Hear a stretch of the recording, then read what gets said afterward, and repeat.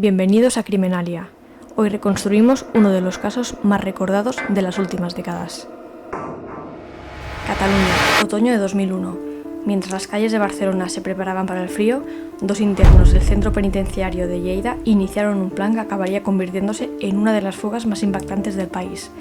Se trata del caso de Brito y Picatoste, un suceso que no solo dejó agentes heridos, sino que desencadenó una cacería humana de más de un mes, alterando por completo la rutina de miles de personas. El plan, la fuga, el crimen y la captura marcaron un antes y un después en la gestión penitenciaria en Cataluña. Esta historia no es solo un hecho criminal, sino un estudio sobre cómo la preparación, la frialdad y la oportunidad pueden desafiar a todo un sistema.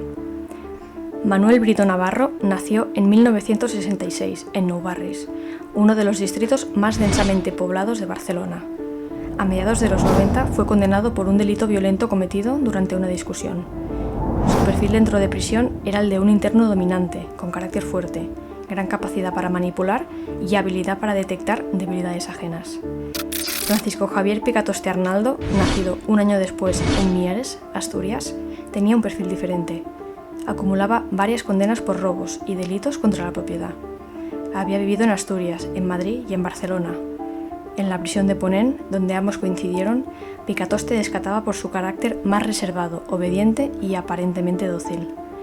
Lo que parecía una relación entre internos sin mayor trascendencia fue en realidad el comienzo de una alianza estratégica. Una dupla que se complementaba. Uno era cerebro, el otro ejecutor.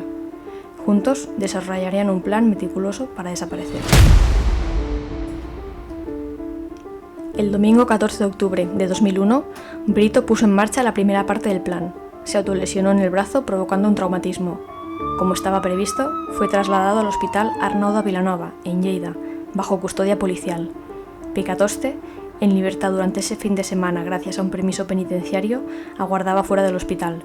Había contactado por teléfono con Brito en los días anteriores, ajustando los últimos detalles. En el momento en que los agentes bajaban a Brito de la ambulancia, Picatoste se acercó por sorpresa. Sacó un arma de fuego y sin apenas mediar palabra disparó a los dos policías. Uno quedó con lesiones medulares irreversibles y el otro en estado crítico.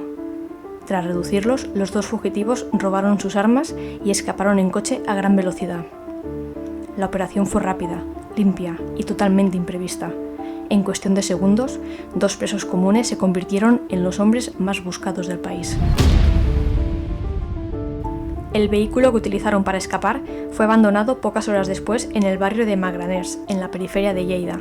La policía ya estaba tras ellos, pero su huida había sido tan rápida y eficaz que las primeras horas fueron un absoluto desconcierto. A partir de ese momento, se activó un enorme dispositivo policial.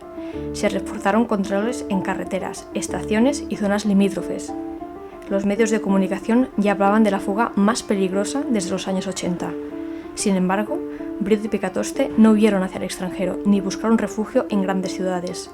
Lo hicieron hacia el norte de Barcelona, en la Sierra de Collserola, una zona montañosa y boscosa que conocen bien quienes han vivido en la capital catalana. Allí lograron ocultarse durante semanas, sin dejar rastro. La policía llegó incluso a pensar que habían salido del país, pero ellos estaban más cerca de lo que nadie imaginaba. Durante 32 días, ambos fugitivos sobrevivieron a la montaña. Utilizaron casas abandonadas, cuevas naturales y zonas de difícil acceso. Pero no estaban completamente aislados, contaban con ayuda externa. Al menos 3 personas les llevaban comida, mantas, ropa y una radio para seguir las noticias. Evitaban encender luces por la noche, se movían solo durante las madrugadas y nunca usaban dispositivos electrónicos. El conocimiento del terreno fue clave. La Sierra de Collserola, aunque cercana a la ciudad, es lo suficientemente extensa como para permitir esconderse durante semanas si se conoce bien. Además, el operativo policial se centró en otras zonas inicialmente, lo que les permitió ganar tiempo. A pesar del frío, la falta de higiene y el desgaste físico, aguantaron. Pero no eran inmunes a la tensión. La situación empezaba a pasarles factura, y pronto cometerían el mayor error de su fuga. La noche del 13 de noviembre de 2001, un mes después de la fuga, Brito y Picatoste interceptaron a una pareja que se encontraba en su coche, aparcados en una carretera cercana a Sardañola del Vallès. El chico fue hallado sin vida a las pocas horas. La joven que la acompañaba denunció haber sido víctima de agresión física y psicológica. Este suceso cambió por completo el enfoque del caso. Hasta ese momento, la fuga era considerada una acción audaz y planificada, pero con este acto el tono cambió. La presión mediática se disparó, la policía intensificó los controles y la opinión pública empezó a exigir resultados inmediatos. Además, el crimen provocó una grieta entre ambos. Según se supo más tarde, Picatoste empezó a tener dudas y ya no se sentía parte del plan. Brito, en cambio, parecía frío, convencido, sin remordimientos. La confianza mutua que los había sostenido hasta entonces empezaba a desmoronarse. El 16 de noviembre, tan solo 3 días después de ese crimen, llegó la pista clave. Una vecina alertó sobre movimientos extraños en una casa abandonada, cerca de la carretera de la Rabassada, en el parque de Collserola. La policía organizó un gran operativo. Más de 120 agentes se desplegaron en la zona con extrema precaución. Sabían que los fugitivos estaban armados. Cuando entraron en la vivienda, Brito y Picatoste no ofrecieron resistencia. Se encontraban exhaustos, desnutridos y completamente aislados. Llevaban más de un mes durmiendo en condiciones extremas. La fuga más intensa de la historia reciente en Cataluña terminaba sin disparos, pero con un importante daño social, emocional y judicial. El caso pasó de ser una simple evasión carcelaria a una tragedia con múltiples víctimas y consecuencias políticas. El juicio se celebró entre mayo y junio de 2005, en la Audiencia Provincial de Barcelona. La acusación presentó pruebas irrefutables: huellas, objetos personales, testimonios de las víctimas, grabaciones, llamadas y el seguimiento de los movimientos. Manuel Brito fue condenado a 76 años y 2 meses de prisión. Francisco Javier Picatoste recibió una pena de 62 años y 8 meses. Se les imputaron delitos como tentativa de homicidio, lesiones graves a agentes de la autoridad, fuga, robo con violencia, tenencia ilícita de armas y agresión con resultado de muerte. El tribunal también consideró agravantes por la planificación y la frialdad con la que actuaron durante toda la huida. Fue uno de los procesos penales más mediáticos en Cataluña en los últimos 30 años. El caso puso sobre la mesa los fallos en el sistema penitenciario, especialmente en lo que respecta a permisos temporales y protocolos de traslado.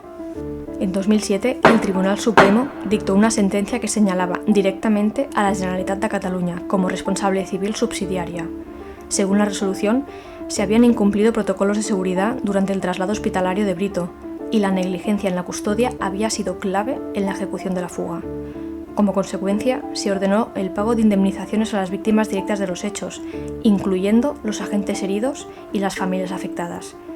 La cifra total ascendió a más de 2,7 millones de euros. Esta sentencia marcó un precedente en la responsabilidad institucional frente a incidentes relacionados con la gestión penitenciaria. A partir de entonces, se revisaron los permisos temporales, los protocolos de escolta en traslados médicos y las condiciones de clasificación de presos con historial violento. La historia de Brito y Picatoste no es solo una fuga de película, es una advertencia, un recordatorio de que incluso en los sistemas más controlados pueden surgir fallos imprevisibles.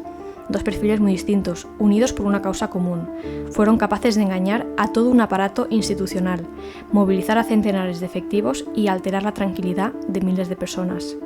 Pero también es una historia de límites, de hasta dónde puede llegar alguien cuando se siente acorralado, cuando el sistema le falla, o cuando decide dejar atrás cualquier freno ético. Durante más de un mes vivieron al margen de todo, sostenidos por una mezcla de planificación, instinto de supervivencia y frialdad. Al final, el desgaste fue más fuerte que la estrategia. Cayeron sin un solo disparo, sin espectáculo, sin gloria. Solo quedó el eco de una fuga que marcó a una generación. Gracias por ver este vídeo. Si te ha parecido interesante, te invito a suscribirte, dejar tu opinión en los comentarios y compartirlo con quien creas que puede querer saber más sobre este caso. Y te lanzo una pregunta. ¿Dónde está el verdadero fallo? ¿En quienes trazan un plan para escapar o en quienes no supieron verlo venir? ¿Puede el sistema protegernos si quienes lo controlan bajan la guardia? Nos vemos en el próximo vídeo.